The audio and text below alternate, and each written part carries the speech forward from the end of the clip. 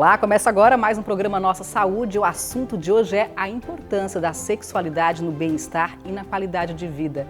Saiba qual a diferença entre sexo e sexualidade. E mais, quando e como tratar sobre esse assunto com os adolescentes, porque muitos pais ainda têm dúvidas sobre o momento certo. Então nós vamos esclarecer tudo isso e muito mais a partir de agora.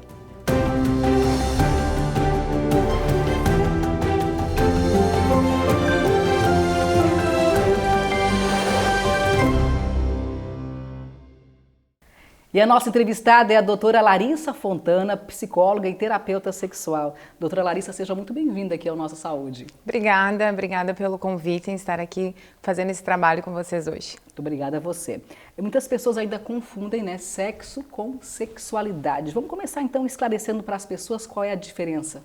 Então, sexualidade, a gente nasce com isso. Crianças, adultos, jovens, pessoas idosas, todo mundo vivencia a sexualidade, é a nossa identidade, né? A gente tem nas coisas que a gente sente prazer, nas nossas ações, nos nossos pensamentos. Então, ao longo da nossa vida, a gente sempre vai vivenciar essa sexualidade.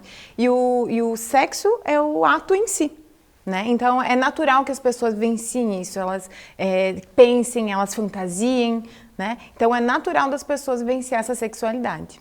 É natural, mas muita gente ainda tem tabu, muita gente ainda tem preconceito, muita gente ainda não consegue viver totalmente isso, né? Como é, no seu modo de ver, como é que as pessoas estão lidando com a sexualidade em pleno século XXI? Hoje em dia, as pessoas estão vivenciando a sexualidade de maneira diferente. No século XX, houve a libertação da mulher em relação a isso. Ela buscou também o prazer dela e não propriamente o sexo para procriar. Então, hoje eu também percebo uma questão que as pessoas estão muito... A mídia social também está vindo em peso em relação a isso, porque as pessoas estão muito vaidosas, é muito focado ao corpo, né? A gente percebe que é uma coisa muito mecânica, é muito um exibicionismo muito grande. Então, acaba muitas vezes as relações sendo relações vazias. As pessoas estão com medo de se aprofundar numa relação. Então, elas têm mais relações, né? Mas elas não têm intimidade. Né? E isso está acontecendo muito. No consultório, atendendo os jovens, eu percebo muito isso. Propriamente, algumas adolescentes comentam assim, esses dias usou uma palavra assim, é uma adolescência tóxica.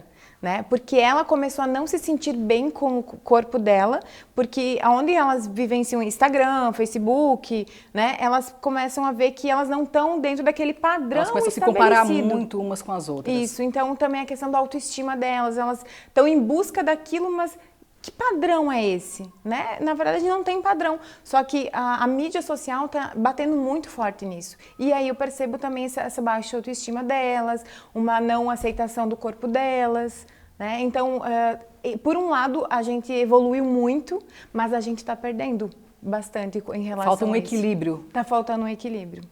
E você falou em intimidade, e o quanto isso é importante, né, numa relação, uma relação prazerosa, gostosa e que faça bem para a saúde. Sim, eu percebo que as pessoas estão mais envolvidas a quantidade de relações, quantidade de contatos, mas elas não estão querendo se aproximar à essência da pessoa. Elas estão realmente vários contatos, mas buscar a essência, buscar conhecer aquela pessoa, não, isso não está tendo. E aí está sendo relações vazias. Tem até alguns atores que falam, essas relações vazias são relações de bolso, né, que tu tira e bota no bolso a hora que você quiser. E como mudar isso? Olha, é uma coisa que, como levou um tempo para ser construído, eu acredito que hoje em dia as pessoas têm que se observar mais, tentar buscar, identificar os seus valores, as suas crenças, principalmente a sua essência. Né? Porque a partir do momento que a gente deixa de ser o que a gente acaba sendo... A gente passa uma imagem para uma pessoa que é o que a gente não é. Então, que a pessoa busque olhar para ela, né? Lembrar da sua história, dos valores que foram passados para ela, né? E não deixar, como hoje em dia as pessoas estão muito querendo mostrar muito, né? Então, é só mostrar, mas lá no fundo a essência delas elas não querem mostrar. Então, fazer essa reflexão, tentar identificar e não se envolver nessa coisa mecânica e automática que está sendo hoje em dia. Você falou muito de estar recebendo pacientes, adolescentes no consultório com esses problemas, né? Com essas dúvidas todas. E aí eu lhe pergunto, em que momento que os pais em casa devem tratar sobre sexualidade, sobre sexo com os seus filhos? Qual é o momento certo? Qual é a idade certa? Existe? Como que eles devem fazer isso? Como é que devem proceder? Então, não existe uma idade certa, né, para isso acontecer. Desde pequenos, os pais têm que passar, que eles vão ter abertura de perguntar o que eles puderem perguntar no momento que eles tiverem a dúvida, né? Então, assim, primeiramente é importante os pais identificarem, né, como que eles veem o sexo, né? De que maneira que eles receberam essa educação dos seus pais. Então, muitas vezes, a maioria dos casos, a gente foi meio que reprimido, né? A gente não podia falar, era feio, tira a mão daí, né? Então, buscar essa identificação, buscar de que maneira que a gente passou e que a gente tem que levar a parte da sexualidade, do sexo, de uma maneira saudável e normal, porque é normal, né? Todo mundo vivencia o sexo e a sexualidade. Então, tentar já desde pequeno, vamos supor, quando, às vezes, que me procuram, né? Ah, Larissa, meu filho na escola começou a mostrar os órgãos genitais, começou a se estimular. Não deve falar que isso é errado, né? Tem que falar que é certo, ok, é prazeroso para ele também, mas que existe um lugar certo para ele fazer isso, dentro da sua privacidade, né? Então, ao longo da vida, as crianças, os adolescentes, eles vão demonstrando o interesse, né? Então, tu tem que sempre deixar aberto, porque eles vão chegar com a dúvida. A partir do momento que uma criança chega, um pré-adolescente, e com uma dúvida, e a mãe fala, finge que não é com ela, né? Não ouvi, depois eu te respondo e nunca mais, a criança vai perceber que ela não tem abertura para falar, né? Então ela vai fazer o quê? Ela vai buscar com um coleguinha, ela vai buscar na internet. Às vezes em fontes erradas, né? Fontes erradas, porque qualquer pessoa pode colocar qualquer coisa na internet. Então, às vezes, ela vai buscar uma informação que é errônea. Ou também talvez entender como esse não falar do pai, esse não abordar o assunto do pai, como sexo é uma coisa feia, uma coisa errada, e crescer de repente pensando isso e olha os problemas que vai ter lá na frente, provavelmente, né? Não, com certeza, essa questão de não falar já passa uma mensagem, a mensagem de que é proibido, né? Porque se falam de tanta coisa sobre sexo, não pode falar. Então sexo é algo que eu não posso falar na minha casa, é feio, né? Então eu não vou falar. Então, imagina um adolescente, uma criança crescer ao longo da vida, sei lá, 15, 20 anos, né? Até tu começar, às vezes, a se relacionar, martelando aquilo que sexo não pode ser falado, né? Sexo é para procriação, por exemplo. É por isso que muitas vezes ainda as pessoas hoje em dia têm problemas em se liberar sexualmente, em ter o prazer, né, em ter uma vida sexual de qualidade, muito por causa disso, dessa criação do não falar, do achar que é errado, né? Por isso que é importante reverter isso, né? A gente entende que é complicado para os pais, porque a gente vê, décadas atrás era mais fácil, você sabia o que era certo e o que é errado, né? Hoje com essa mudança toda na sexualidade, os pais perderam um pouco a referência, o que é certo e o que é errado, como é que eu vou ensinar para o meu filho? Não, isso pode, isso não pode. Hoje em dia está mais difícil, né? Como lidar com esse conflito? A gente sempre diz que não tem certo e nem errado. É importante os pais, o casal, a família em si, eles buscarem um padrão, né? Porque, queira ou não, o homem e a mulher, eles vão vir de educações diferentes. Então, eles vão ter que montar o padrão que eles acham correto, né? De conversar, de que maneira que vão conversar. E se eles não fizerem isso, né, o mundo vai fazer, e de uma forma muitas vezes errada, né? Porque muitas pessoas têm a percepção de que se eu for falar, eu vou estimular, né? Isso eu escuto muito. Mas Larissa, se eu falar, eu vou estar estimulando ele até a primeira relação, eu vou estar estimulando ele a fazer sexo.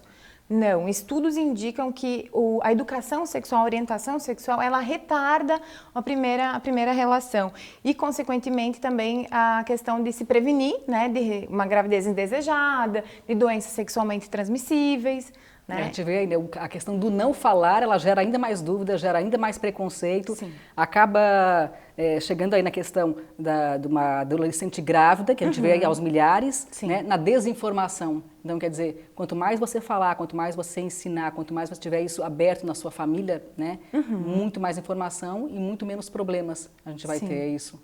Até porque fortalece o vínculo. É tão importante, né, para um adolescente, para um jovem, saber que ele pode contar com a mãe, né? Meu corpo está mudando, não sei o que aconteceu. Eu poder chegar e falar com a mãe e com o pai em relação a isso. E o vínculo fortalece muito, né? Eles sabem que eles podem contar e isso não tem preço, né? Para o convívio social deles, como família. E com relação à educação sexual na escola, como é que você vê isso? Eu percebo que a escola em si não está preparada ainda. No entanto, eu acho de extrema importância, porque a escola é um lugar de reflexão, né, de conhecimento e das pessoas poderem discutir sobre todos os assuntos. Então, por que eles podem ensinar os cálculos e não aprender sobre o seu próprio corpo? Né? Então, acredito que não tem ainda essa capacitação, e vejo que está mudando muito, né? Estão buscando isso. Né, buscando pessoas para dar cursos aos professores. Mas antes disso, é importante os professores, as pessoas que estão dentro da escola, ver de que maneira, como eu estava falando antes, né, de que maneira que eles veem e vivenciam a sua sexualidade. Quais são os preconceitos deles? Porque, como é que eles vão transmitir também para as crianças? Como é que eles vão transmitir algo se eles veem o sexo como algo sujo, né, algo feio? Então, primeiramente, tem que ver as crenças e valores desses professores e eles sim se especializarem, porque essas dúvidas vão chegar. Às vezes, o filho não tem uma abertura com os pais, mas eles vão se identificar com algum professor. Acredito que tenha muitos professores que lembrem, né, de alguns alunos que sempre estão lá conversando, porque tem essa identificação. E às vezes vai chegar até o professor alguma dúvida. Mas mais do que isso, eu acho super importante a escola não abordar a sexualidade tipo um evento, né? Vamos ter a semana da sexualidade. Não, tem que ser algo da grade curricular, tem que ser da estrutura da escola, para eles crescerem já sempre ouvindo sobre isso, e não um evento. Um evento esporádico não adianta muito. Não, tem que ser algo que é da grade curricular da escola, que seja algo da estrutura mesmo da escola. Doutora, a gente faz uma pausa agora para o intervalo e na sequência a gente volta com muito mais informações para você. Vamos continuar a falar então sobre a sexualidade, sobre sexo. Inclusive a gente vai ter uma entrevista com uma sex coach, que é uma profissional que tem ajudado aí muitas pessoas a perderem medos, receios e a encararem o sexo e a sexualidade de uma forma mais normal. E também vamos ter uma entrevista com uma mulher que procurou uma profissional dessas para poder lidar melhor com o próprio corpo. Não saia daí, não perca.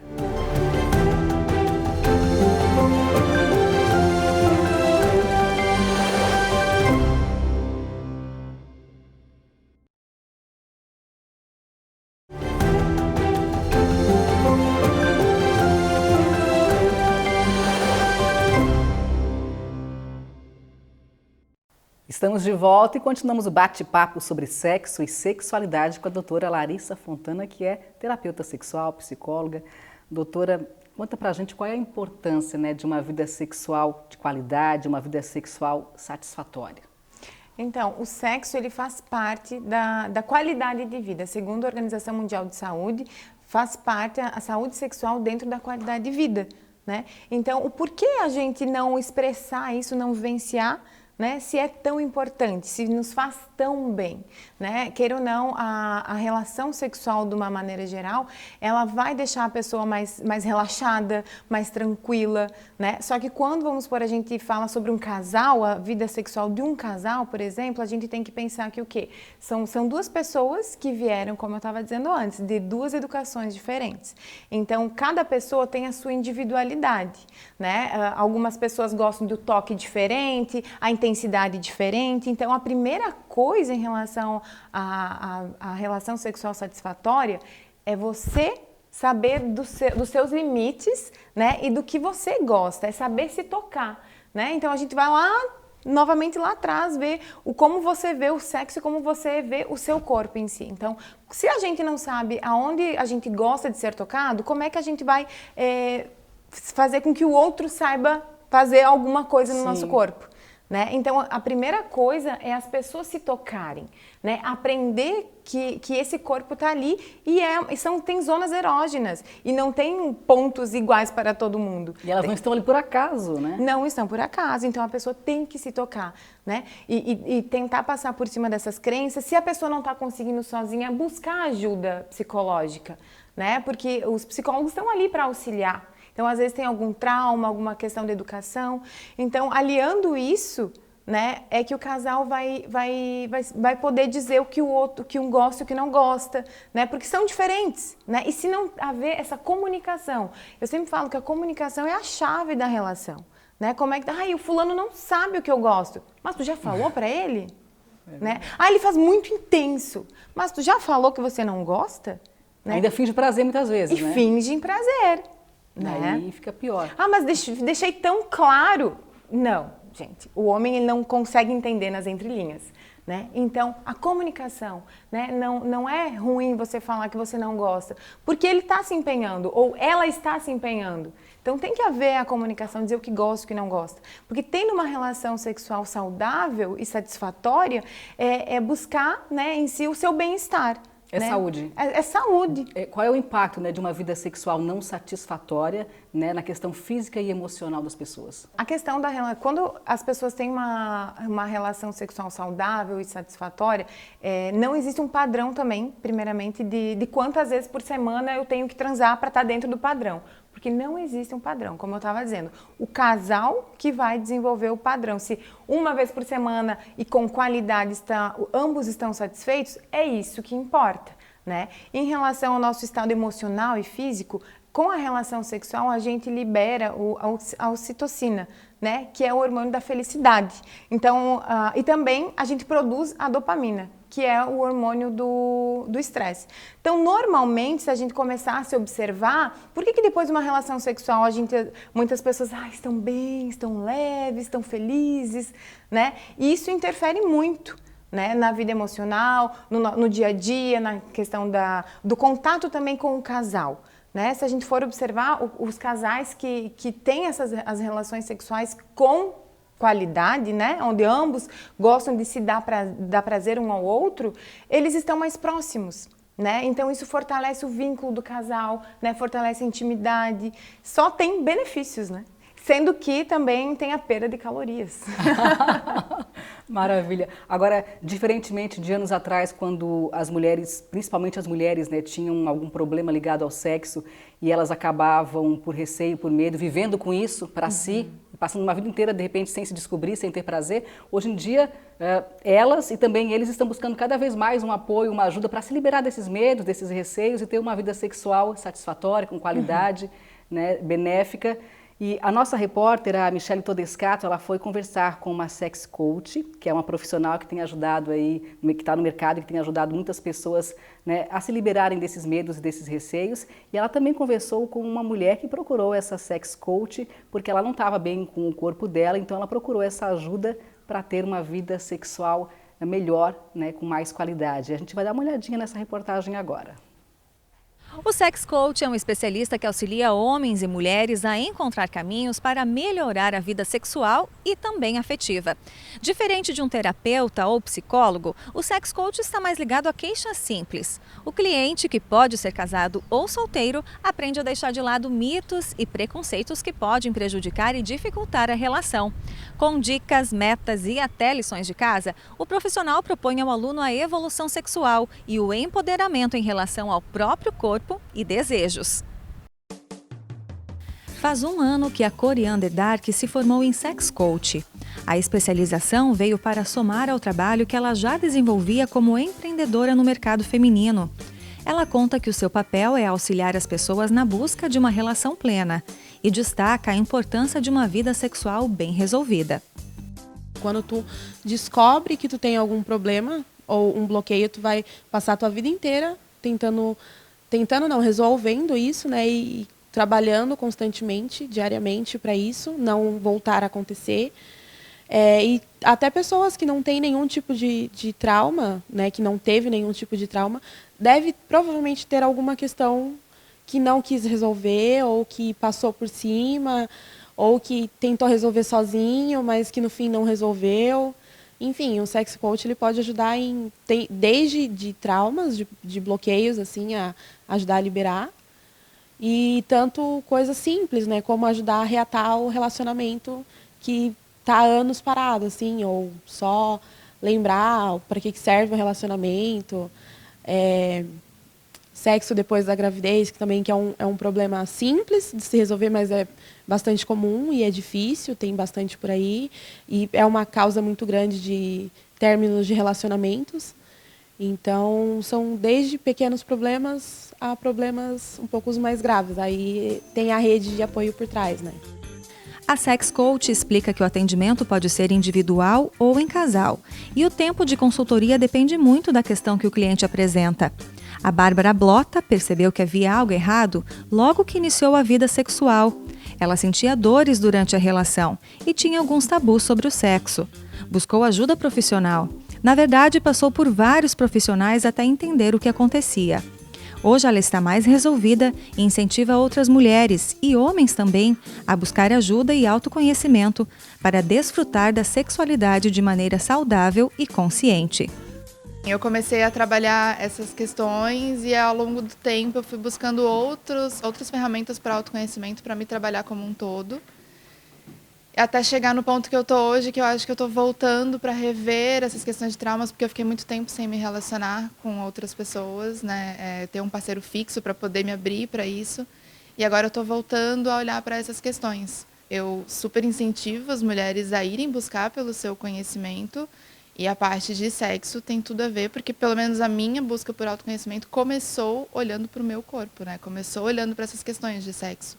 Então eu super acredito que sim, a gente deva buscar por isso e falar abertamente, como acredito que está se expandindo, né?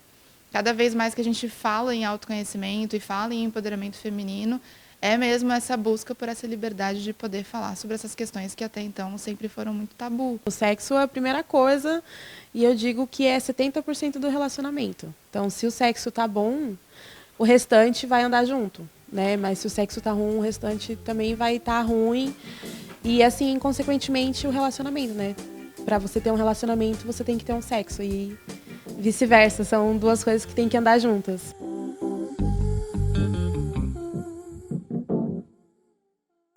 Doutora, felizmente a gente vê aí, né, que muitas mulheres hoje estão se liberando, estão buscando ajuda, estão buscando se conhecer, como a gente falou ainda há pouco, da importância do se conhecer, do saber o que quer, do saber o que gosta e dizer isso, né? Então muitas mulheres estão buscando e que bom que tem hoje cada vez também mais profissionais no mercado para auxiliar essas mulheres e também os homens, por que não? Né? A gente viu ali o caso dessa mulher que não estava feliz, estava com problemas na hora de ter relação, foi lá, buscou uma ajuda e hoje está mais feliz. Qual a importância disso, né, de buscar essa ajuda de um profissional?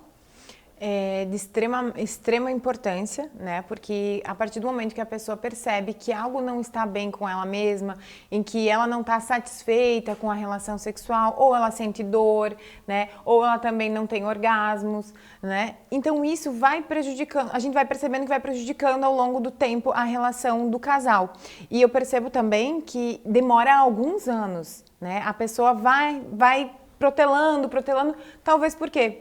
Pela forma que ela foi educada em relação ao sexo, né, e o próprio corpo. Então, como é que eu vou procurar ajuda, né, para falar sobre isso? As pessoas normalmente elas procuram ajuda por algo físico, algo que elas estão vendo, né, mas elas demoram para procurar ajuda por uma questão psicológica, né. Então, é de extrema importância. A gente percebe que as crenças são crenças limitantes, crenças errôneas, né, os valores interferem muito, a questão de traumas, né, vivenciados na infância ou na adolescência, isso interfere sim muito na vida adulta dela, quando ela vai ter uma relação, às vezes vai estar casada há alguns anos, até ela conseguir falar para o esposo, né, ou para o seu companheiro ou companheira, que houve alguma coisa na adolescência, que isso está tendo resquícios, né, durante uma vida toda. Então, é muito importante procurar ajuda, né? Falar sobre, tentar identificar, quando a pessoa não conseguiu por ela sozinha, né? Então, procurar uma ajuda, né? Pegar uma pessoa que você confie, né? Para poder buscar uma qualidade de vida melhor e se entender melhor, né? E se aceitar da maneira que ela seja. Mais uma vez eu insisto na questão da saúde, né, do impacto da vida sexual ativa e satisfatória na questão da saúde, né, porque a gente vê também muitas mulheres com depressão, infelizes, né, cheias de bloqueios, de traumas, porque não tem esse entendimento da sexualidade, do sexo, né? Não foi buscar um apoio, uma ajuda para desbloquear tudo isso e fica uma vida inteira, de repente, infeliz, com vários problemas de saúde, porque aí você vê uma infinidade de problemas aí provocados por isso. Né? Então, mais uma vez, reforçando aí a importância dessa vida sexual satisfatória para uma saúde também melhor, sexual. Né? Não, com certeza. Nunca é tarde. Né? Eu tenho pacientes de 40, de 50, 60 anos buscando ajuda. E isso é gratificante a gente ver que ao longo do tempo as coisas estão mudando.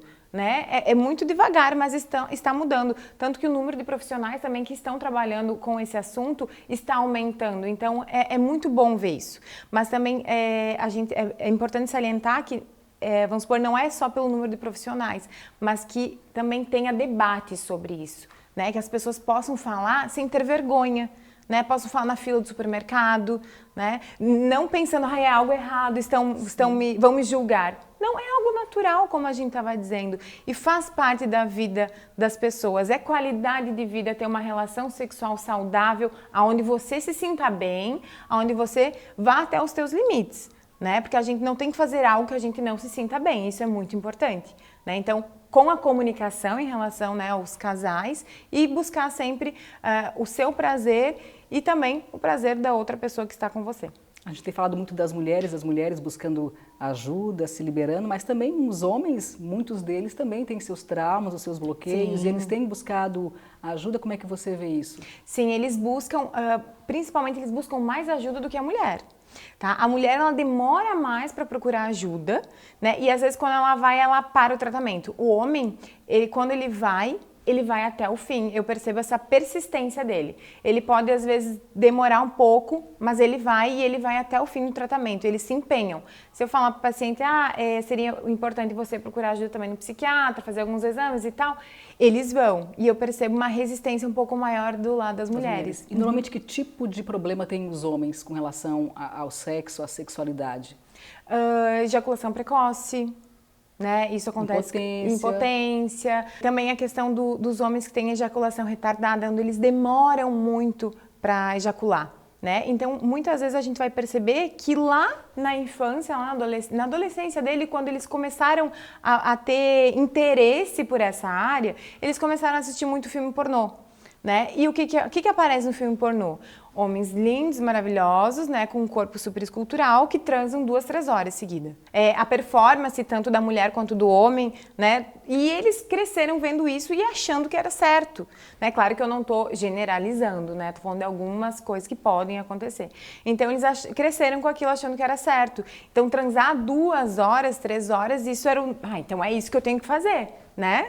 Para dar prazer para uma mulher. Então, eles cresceram com aquilo, eu não posso ejacular. Né? Então, para eles, daí na vida adulta, eles começaram a perceber que isso já não era normal.